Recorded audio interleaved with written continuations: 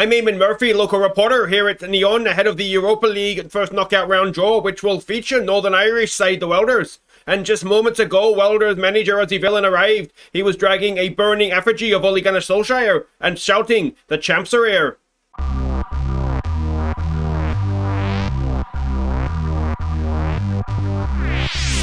Hi guys, I'm Aussie Villain and welcome to Season 12, Episode 8 here at H&W Welders as we look to win at the Champions League with the Northern Irish club. And today, well, we can't do that, but we will find out who we have in the draw for the Europa League. We'll get to that in just a second. Then we're going to have the second leg of the Irish Champions Cup against Dundalk, 2-2. Of course, that was at home in the first leg. And then it is a massive top-of-the-table clash in the league against Larne. But there's a lot to catch you up on, actually. We'll start with the youth intake preview. And, well, it doesn't say it's a golden generation, but it's certainly...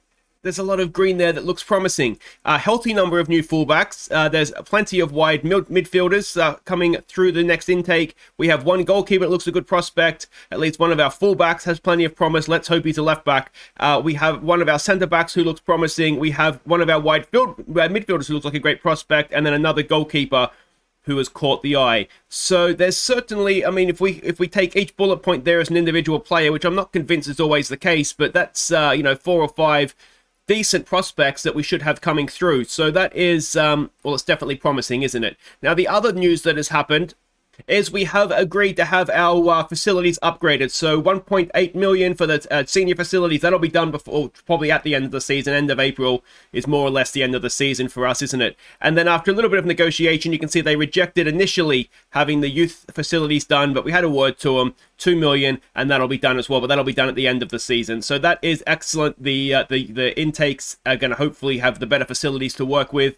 And if we go and have a quick look at where we currently stand on facilities, we can see they're already good, so that should take them. There's a great, I think, that's next. So yeah, that's all moving the club forward off the field, which can only be a good thing. Now, of course, we do have the Europa League draw, which we want to get to now. I'm really curious to see exactly how far we can go in this competition. I know a lot of you guys have said in the comments and on Discord, if we can beat Manchester United, if we can do what we did to Ajax, we've got to be a chance of going deep in this competition as well. So the teams here, it's Monaco, AZ Alkmaar, it's Besiktas, Dynamo Kiev, Hibernian, who were a little bit of a surprise packet perhaps in the Champions League, getting third. Marseille, Rangers, Sporting Lisbon, Atletico Madrid, that's a big one, isn't it? Benfica, Celtic, ourselves, Inter, Nice, Anderlecht, and Wolfsburg. Now, looking at that just on the surface of things, you wouldn't give us too much of a chance, but I think we'd probably do okay against the Belgian side. I wouldn't mind a crack at, say, Dynamo Kiev or Besiktas or AZ Alkmaar, given what we did to Ajax, but there's also quite a few big teams in there, and I think we'd like to ideally get through this round, so we'd like to avoid Inter and AZ get them. That's a shame. Monaco we'd probably rather avoid, and we do. That's two the bigger teams out. This is the one we really don't want, and we don't get it. Celtic would be interesting. They get Anderlecht, so that's two good draws. We would go first out of the first round at home against Marseille. Maybe not the worst, actually. That certainly could have been better, but it's maybe not the worst. And it'll be Dynamo Kiev versus Rangers in the final tie there. So Marseille, it'll be first leg at home, and well, let me know what you guys think in the comments.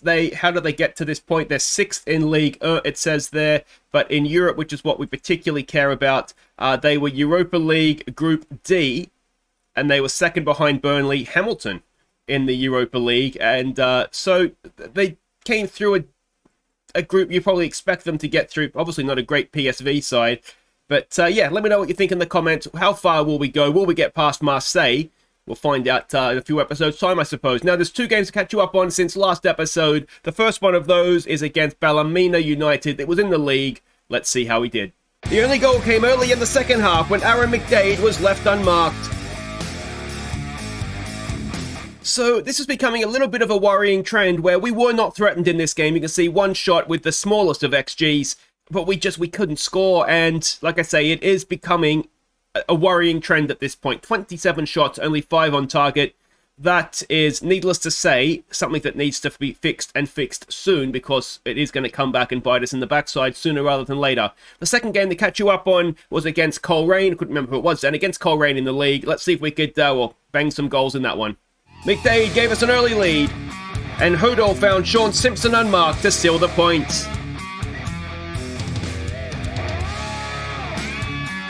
So unfortunately not, and they were down to 10 men too in first half stoppage time, but again we weren't threatened in the game, but we're not converting our dominance into goals, and that is obviously it's becoming a bit of a problem. But the good news, I suppose, is that we didn't drop any points there. If we go and have a look at the league table, we are 4 points ahead of Larne coming into today's game. Now, obviously, 4-point gap means that if we were to lose, we would still be top of the table. But if we were to win, then we've got ourselves quite the gap, haven't we? 7 points, just over halfway through the season, is going to be a fairly good position, I would imagine, for us to be in. But there we go. Let's go and have a look at what we're doing here against Dundalk, though, in this first game. Of course, 2-2, a reminder from the first leg. We're expecting their narrow 4-4-2 again, or however you want to call it, a 4-3-3. And this is a team we're sending out. We are favouring the Larne game, as you would imagine. But the good news is Dylan Lake is back fit. Not Matt Sharp, but fit. So it's going to be Finity in goal. The reason he is starting is Zanetti has day of the game even come down with a cold, so he's out for this one. So it's Finity going in goal. It's Triggy, it's Martin, Simpson, and Monaghan as the back four. McQuaid and Miss Kelly go in midfield. It's Brady, Napoleon, and Lake. Turpie gets to start up top for this one. Let's see what he can do. Okay, so we can see the team sheets there. There's a few different names that are there, but more or less it's the same. Fionn Mooney and Paris Mangoma. We had both of them at Brentford last FM. I'm sure we did. We signed them as prospects. Never did anything for us, so maybe that's why they're at Dundalk this time around. What do we want to say to this? I want you to ignore the praise, play your natural game. Let's put on a worthy display. Let's maybe go with that. I do get the feeling that the issues in front of goal are somewhat down to just the mentality we're going out there with. You know, I don't know if it's... well, Dundalk's recent form is not fantastic. Although I think they're in Europe still, so that may explain that, because they're probably out of season, aren't they, in December? Because they run a calendar year season. What was I saying?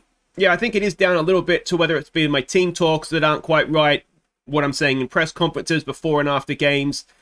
I wouldn't say we're being complacent necessarily. Like the focus and the body language during the games is fine, but we're not taking chances. So yeah, it is obviously a concern. We are also in that point now, obviously December, January, where we really do start to struggle, and that we've given that away, but they've given it straight back to us with just fixture pile up. So not being able to keep the same team out there and sort of having to change things. You know, if we have 3 games a week, we're almost having to play 3 different teams at times just because the fatigue levels are starting to build up. So that's not perfect. That's not ideal. Here we go with Dylan Lake. It's going to be a big boost to have him back in the side down that left-hand side. Can he pull it back? He can. It's Brady, and it is blocked behind. Now, one thing I didn't check if there's away goals, because we have 2 of them to cancel out here, don't we? Napoleon with a corner towards the back post. It's headed away. Lake should pick that up. Yeah, I do think, having Lake or McKay, one of them going down that left-hand side will definitely help us. We'll have sort of that big threat on either side now, as opposed to, say, a Chambers or whoever else we play out there, where that's not really their game.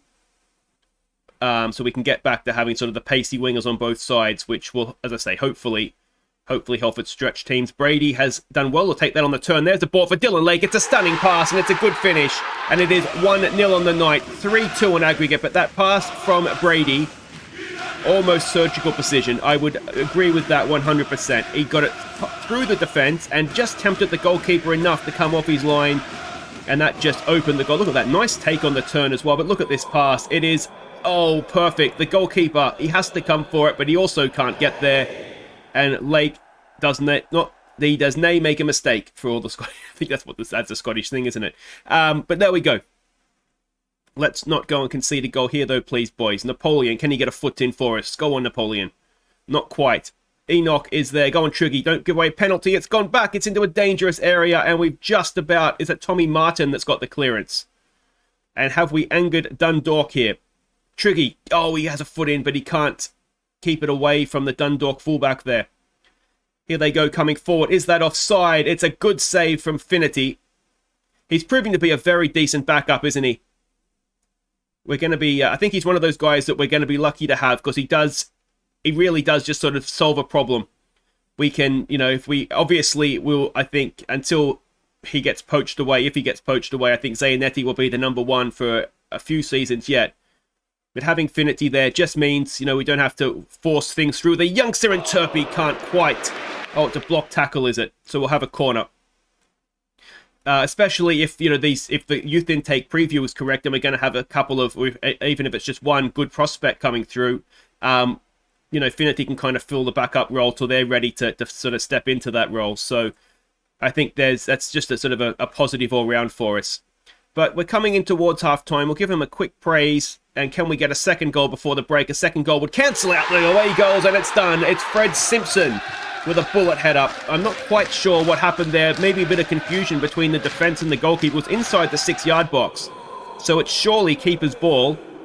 And yeah, they've all kind of gotten each other's way, haven't they? The keeper and that Dean P there have sort of gotten each other's way. And Fred Simpson did not need a second invitation, did he? So there we go. 2-0 at the break.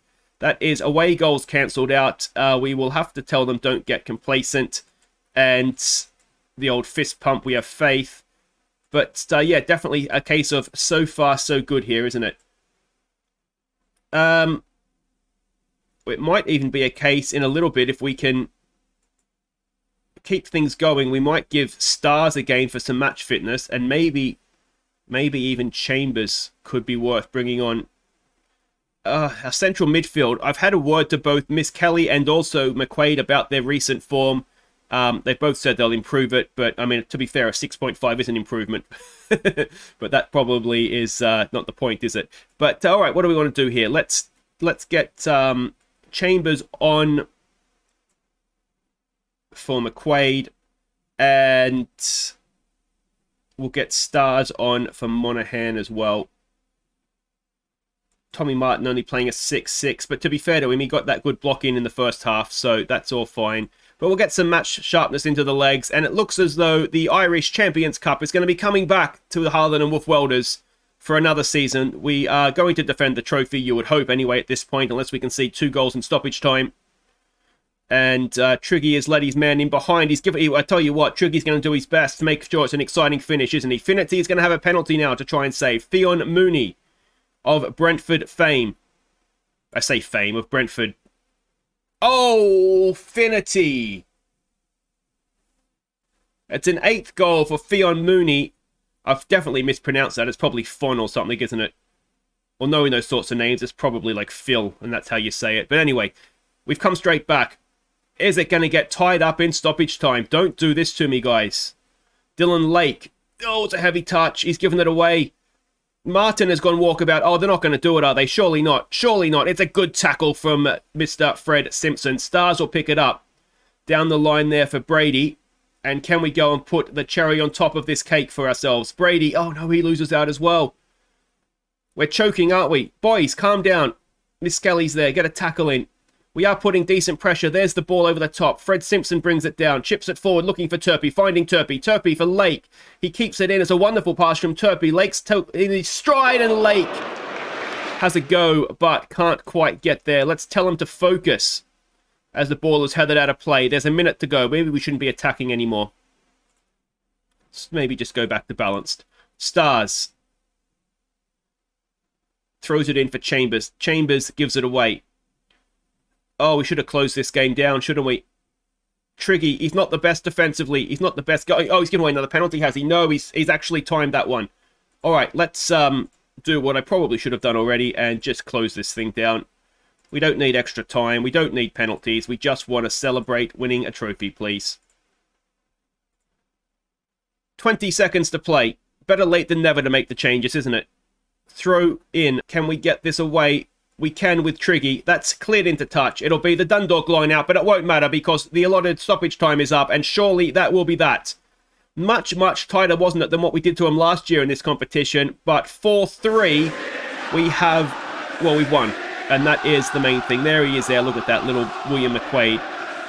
Not leading us up this time around, which is maybe a bit of a surprise. Who's that? Is that Turpey, number 10? Is Turpey captain for the day? Is he captain because we took McQuaid off, perhaps?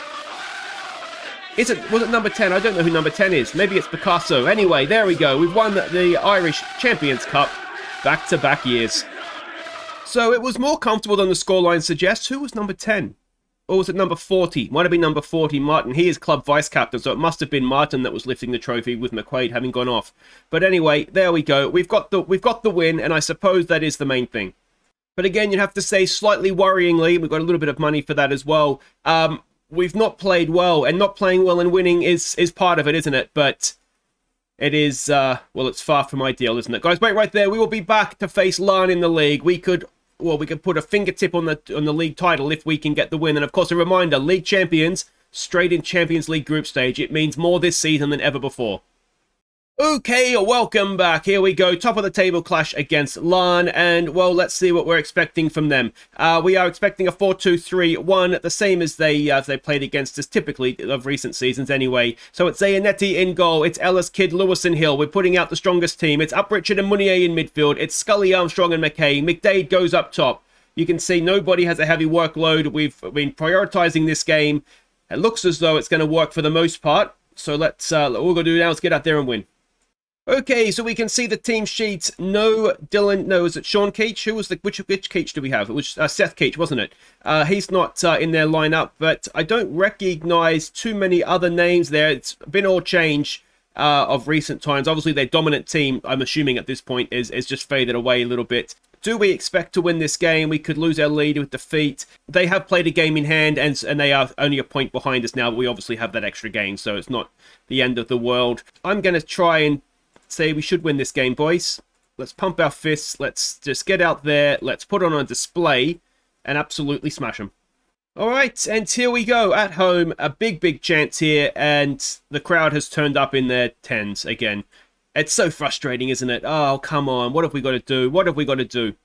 We beat Manchester United, for Christ's sake. Surely that's going to get a few people through the doors. But anyway, hopefully we can put in a good performance here and thrill those people that have showed up. Here we go with Kidd to Uprichard. Back to Kidd. Uprichard. Ball forward, looking for Scully. Scully brings it down, crosses it in. It's there for Armstrong. Armstrong gives us the lead, and it is 1-0 after 13 minutes. Excellent stuff. And, well, we wouldn't say halfway there, but certainly we've taken a step in the right direction. We would like to get McDade a few goals. He is still going at more than a goal a game, which is easy to forget. But he does sort of get one goal a game, but he does need to put his foot on the gas a little bit if he's going to get himself this league goal scoring record this season. He is just falling off the pace a little bit, but we've seen it before. I mean, he got 9 in 3 games not that long ago. McKay makes it 2-0, and it's a quick fire 1-2 for the Welders, and that is well, they need to improve. Well, this is job done now, isn't it? That all looked a little bit easy. Armstrong. Ball back to Munier. Munier whips a nice crawl across goal. And there we go. Could McDade have maybe stuck out his bum a little bit and got a touch on that, I wonder. But anyway, it is 2-0 and we're finally putting chances away, which is not something, as I said, we've been doing of recent times. So that is good to see. Lewis is looking nervous. We'll just keep praising them. And, yeah, hopefully we can even go and get a third, fourth, and continue up from there. But it looks as though that's going to be it for the first half. Oh, no, wait, we do have a highlight. Ellis with a throw. It's Armstrong, is it, with the ball? It's cleared away, but Kidd will pick it up. What's he going to do? Forward to Munier. Oh, Munier gives it away. I think he didn't know whether to give it to Ellis or Uprich, and in the end, he just gave it to Larne. Now, what we don't want is 2-1 just before the break, but Zayanetti, back from his cold, watches that flash past the post and into the fans behind the goal. So there we go, 2-0 at the break. It's not been a classic game. Not many chances, but we have, well, we've done enough so far, haven't we? Don't get complacent, boys. And the old pump the fists. And we've got a little bit of dark green there as well, which is nice to see. Could we get McDade some goals here?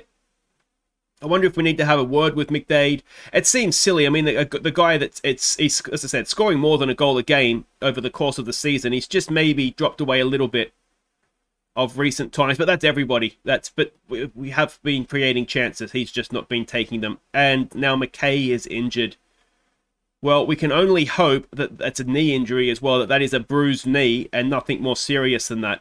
We'll bring Chambers on. Let's try him. I've got to try and figure out what to do with him.